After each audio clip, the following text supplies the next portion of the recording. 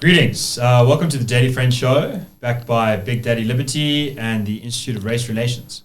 Here we are to discuss the topics of the day, and today's big one is Sona, the State of the Nation Address, delivered by President Ramaphosa.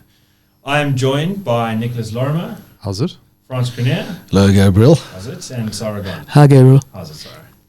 Okay, so I think let's just kick off with France.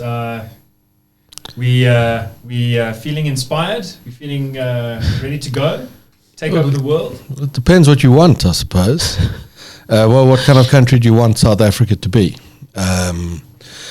We're at a point, let's create some context. The Economist says most parts of the world, unemployment really isn't an issue anymore. Emerging markets this year will grow at rates averaging around 5%. Around the world, the levels of poverty, deprivation are collapsing, mainly because of the great success of the Chinese and the Indians and some other Asian economies. So that's growth outlook still relatively strong in the developed world. Unemployment in the US is now, we're down below 4%. Yeah, record lows, fourth industrial revolution, extraordinary technological innovation. So what do we get last night? That's us. Well, what we got last night was a few assurances. We will try and reduce levels of hunger. This is what we'll do while the rest of the world's having the fourth industrial revolution. We hope that our economic growth rate will exceed our population growth rate. And our population growth rate's about 1.5%. I think I haven't looked this morning, but I think that's where it is. So we hope that we'll beat that. So if we can do that, it means we'll be able to tread water to some extent. Boiling water. Well, more and more the government will come to understand that. We hope to create 2 million jobs for young people. Now, the way in which Mr. Ramaphosa uses numbers, it's always very difficult to know exactly what he's said. But I did the calculation with a colleague in the office this morning, and 2 million jobs over 10 years, and these are jobs for young people, but all jobs that get created are essentially jobs for younger people, generally speaking. Now, so it's 2 million over 10 years, so it's 200,000 a year. Since 2001, I think we've averaged about 230,000 a year. Oh, great! So we're gonna go all the way up to 200,000. Yes, and then so the most utter mediocrity you can imagine is the target, and then on top of it, spaceships. It's amazing. We're going to have high-speed bullet trains that connect our cities together. We're going to build new cities, modern, fourth into tech cities, and you just kind of, how does this all hang together? I mean, on the one hand, your targets are so utterly modest that maybe your economy can grow at the rate of your population. On the other hand, high-speed rail networks will be created. It's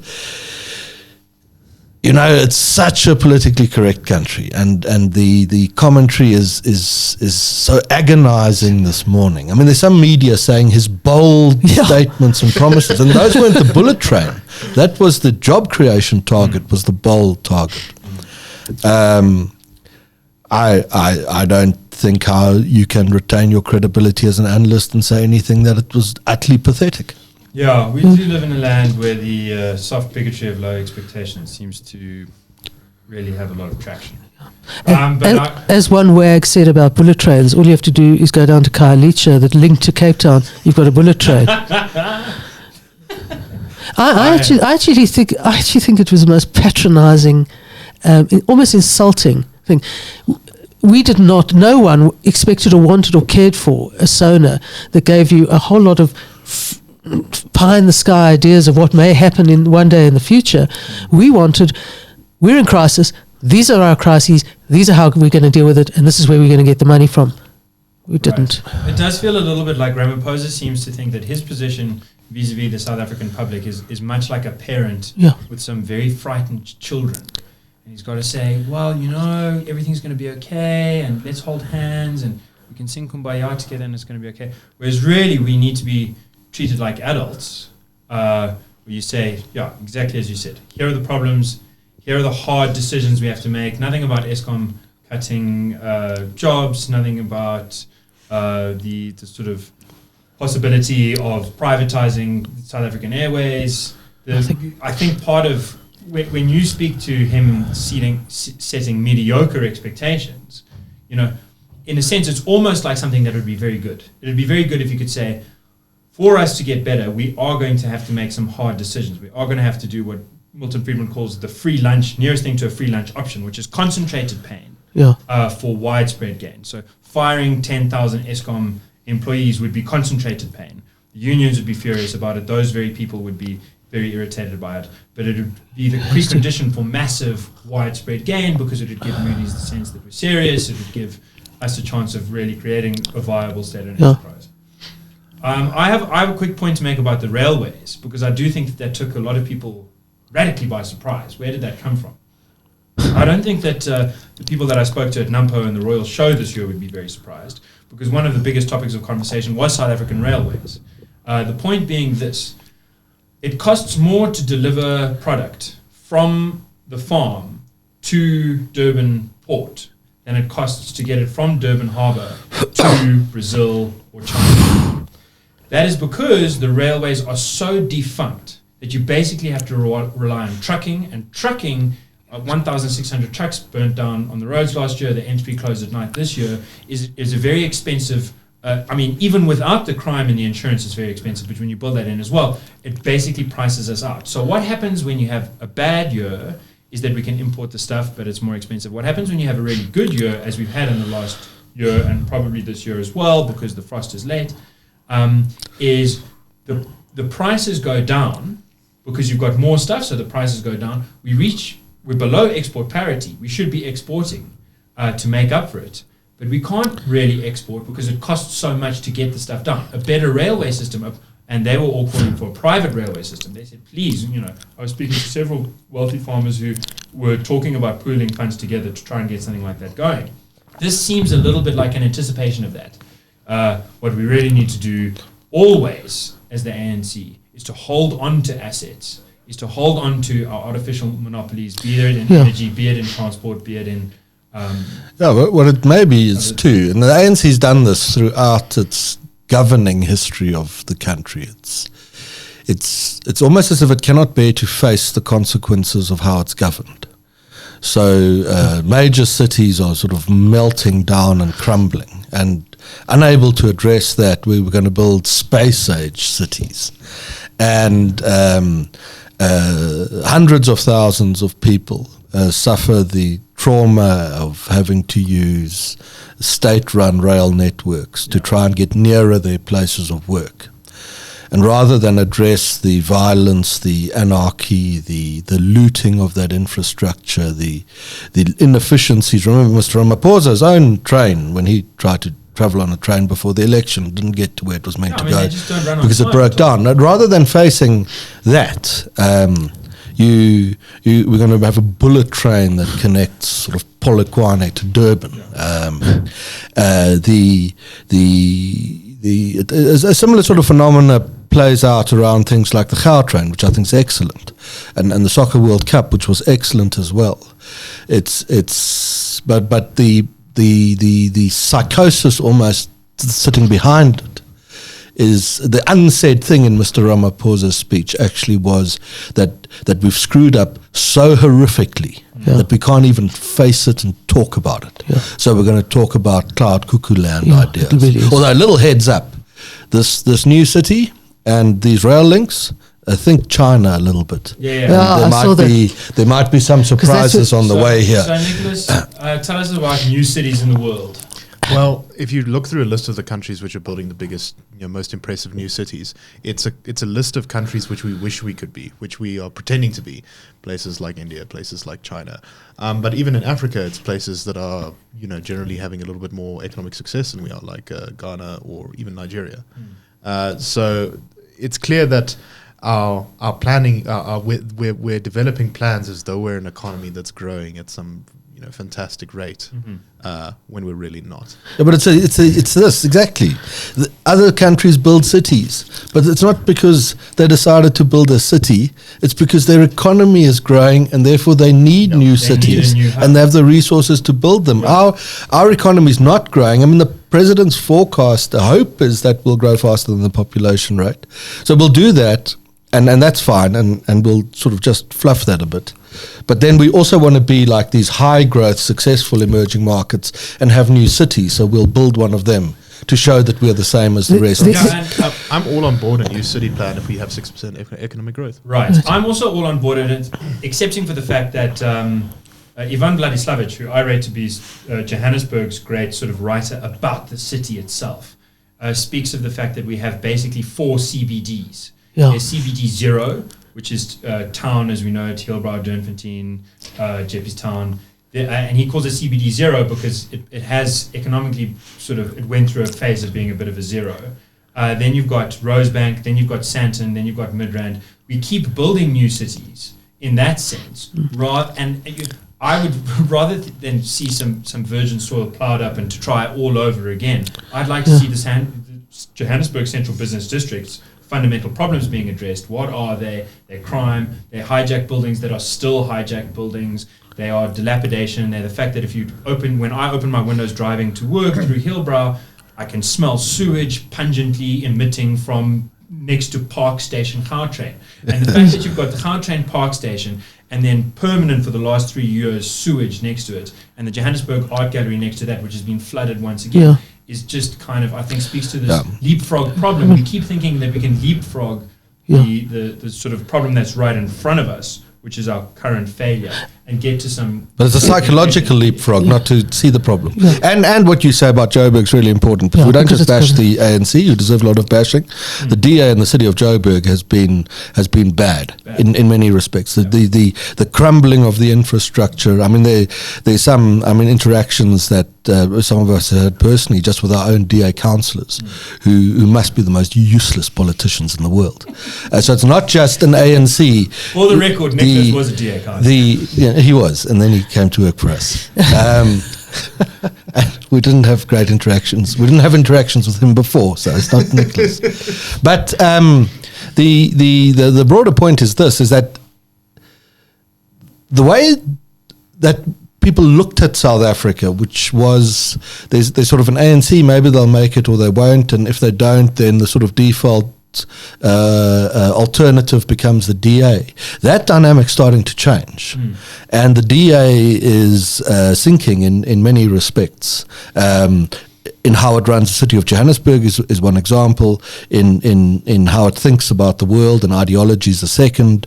And so these options, there's no other political option that stands out as clearly as was once the case. Right. And that means the strategic environment is changing, and that's very important. I think what's really both funny and embarrassing almost about the approach that came out of the Sona was that when you're in trouble, as personally in your own lives, what you do is minimize your priorities so that you concentrate your income, etc., whatever you need to do to correct those problems in the most crucial areas, and you leave the less crucial areas. Yeah. Here, as I said, we're going to this great city on the hill, and when he said that it came up in a conversation with Xi Jinping, the president of China, I thought, okay, where are those construction tenders going? And the other thing was just where they're going to get the electricity from. It's that sort of disconnect that is just so appalling. The Chinese will build a power station. Oh, right, of course. On the card. Of course.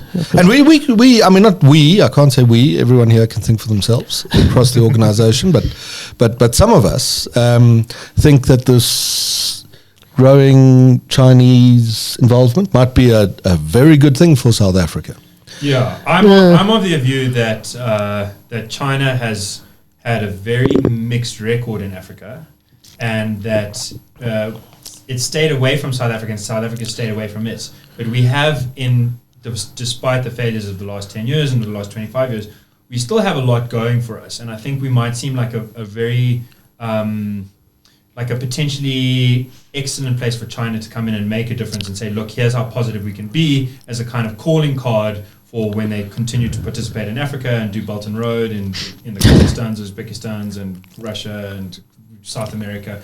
You know, they'll want a really good news example. Yeah. And if, as I think it's the case, South Africa's biggest drawback is bad management, something that China has shown itself capable of doing is managing things quite seriously and taking this sort of nearly a free lunch option of being quite ruthless in its labor policy and therefore getting quite a coordinated effort going together. But my worry is that when Ramaphosa mentioned where he's going to get the money for these projects, he said pension funds.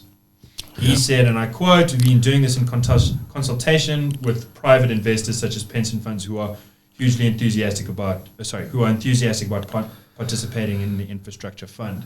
Now, we have had some talk about prescribed assets. We've had some talk about trying to get all income earners that aren't currently with a pension fund to be forced to join a pension fund at a 15% rate, and about the PIC being mandated to divest more of its money into state-owned enterprises.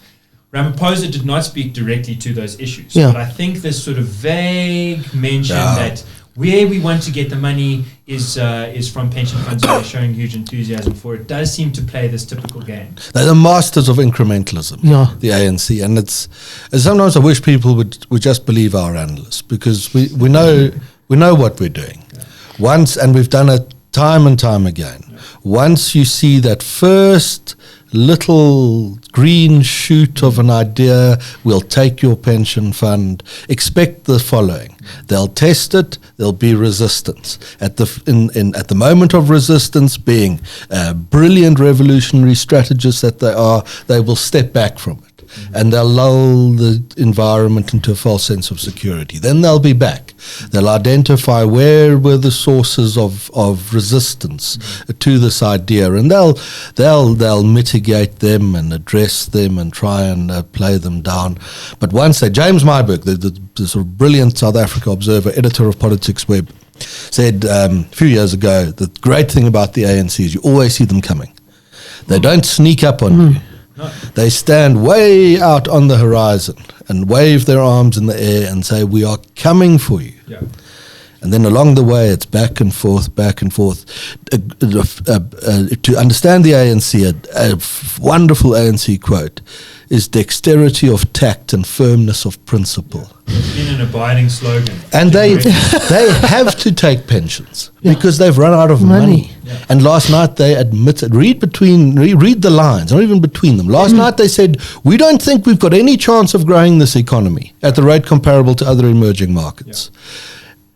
Therefore, it follows the money runs out faster and they're not inclined to spend less. No. Take that assumption away, and therefore they have to take it from somewhere. And we had a discussion, I think it was with you earlier in the week, where, it was at an evening meeting here earlier in the week, where the predictable pattern when you start to run out of money is first you take it.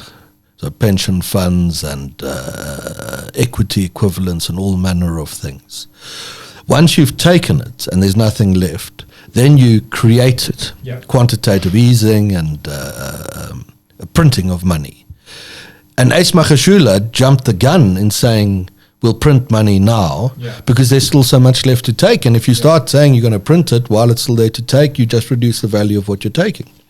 And then the third step, once you've printed it and you've got into really severe trouble, then finally what you do is you get bailed out by some external party. And just in terms of the Reserve Bank, one of the things that analysts have sort of looked to as good news about Ramaphosa, when Ace Magashule said that, Ramaphosa said, well, we want to nationalize the Reserve Bank. We just can't afford to do it now. And Business Day's sub-headline was, Ramaphosa says, we do not seek to nationalize the Reserve Bank, bit mad. Yeah. But once again, with Sona, it seems like good news. He said that the constitutional mandate is for the Reserve Bank to maintain price stability. And then he said, but it is also the duty of the Reserve Bank governor to maintain consultation with the Minister of Treasury in order to make sure that jobs growth and economic competitiveness are maintained. Yeah. And of course, we have, I think, in Tito Mboweni, a real maverick within Ramaphosa's cabinet, but his deputy is a sort of card-carrying hardcore communist. And as you pointed out a few times, Franz, it's not entirely clear that Tito Mboweni is there to stay. And so, again, it sets up, what Ramaphosa has done is set up a future scenario in which, the paving lines up brick for brick for going down this road. It's a sign of that dexterity of strategy, that a little bit forward, a little bit back, set the scene, somebody comes out of left wing, whatever it may be. It's really very by stealth. It's that overall, I said the right thing and then I didn't say the right thing, but I said it together, so maybe we'll get away with it. There's a South African thing, and I think it's the crippling political correctness, that the ANC can give you 10 indications that it's going to take your pension. And if one mid-level official says we won't, the whole community jumps on that and says, look, they said they won't, everything's fine, danger averted, the rest were wrong, they will not do it. And it's so easy, it happens time and time and time again. Let's turn to, I think, maybe, well, I don't know if it's part of this, maybe it is, maybe it isn't. What do you make of the fact that expropriation without compensation wasn't mentioned at all? Well, it does seem as though some of the heat is off on this issue, possibly due to the resistance that's been formed against it. But it does look like it's not, after the election period, there's been a step back from the land issue, at least very slightly, in terms of rhetoric. Yeah, it's only rhetoric, stepping back from, because such an enormous lobby and such an effective lobby was built against it. And you are now in that phase of, in the face of vast resistance, you step back from the idea to lure lull the observers, financial markets, whoever it might be, into a false sense of security. But they'll be back. And how do we know they'll be back? Because the policies are still on the table. Right. The processes are in train. There are politicians working away at both the expropriation bill and the parallel process of the constitutional amendment. None of that has changed. The land panel appointed to advise Mr. Ramaphosa has broken up, with the two professional parties on that panel, Nick Serfontein and Dan Crick of Agri-SA, two people who actually know what farming entails, walking out of the panel because of the direction it was moving in.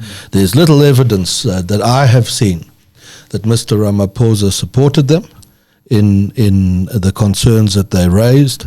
So what Nick says, absolutely right. It's not there. It wasn't. I don't think it was mentioned once. No, I don't think it was. No, it wasn't mentioned. I think, but equally, you see, and a lot of people have been fast to jump on that as good news. I agree with you. You've got to look at the policy platform that the ANC's got. You've also got to look at what else wasn't mentioned.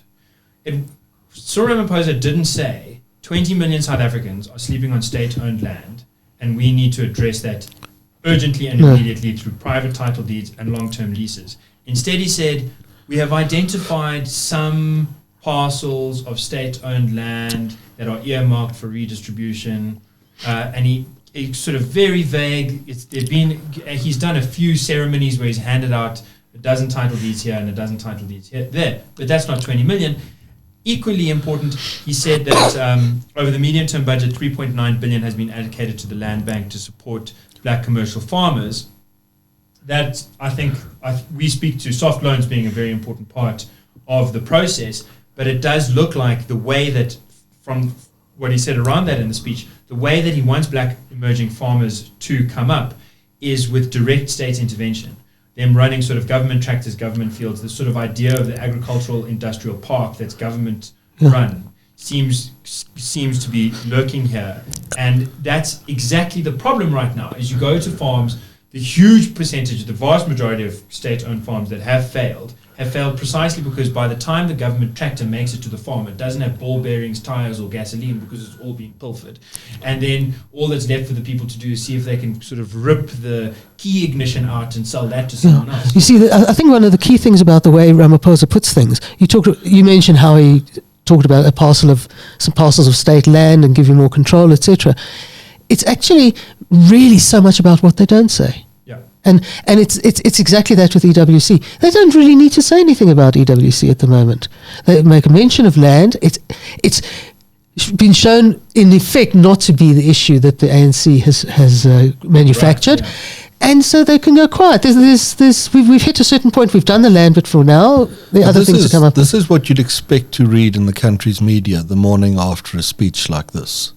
You'd expect someone to point out that 20 million people are tenants of the state, the same state that talks about liberating people so that they can one day own land, that X million, half of young people are unemployed, and that 2 million jobs over 10 years means that in 10 years' time, half of young people are still going to be unemployed in the country. 4 in every 100 South Africans are likely to get a matriculation. What is it? It's as if the commentariat suffers from Stockholm syndrome, and as if you're obliged, if the government announces something, to find why that's a good thing and report it as a bold plan. There's nothing bold. Bold plan would be we're going to get the 20 million tenants of the state to become independent little property owners so they can build up wealth and assets. That's bold. Yeah. And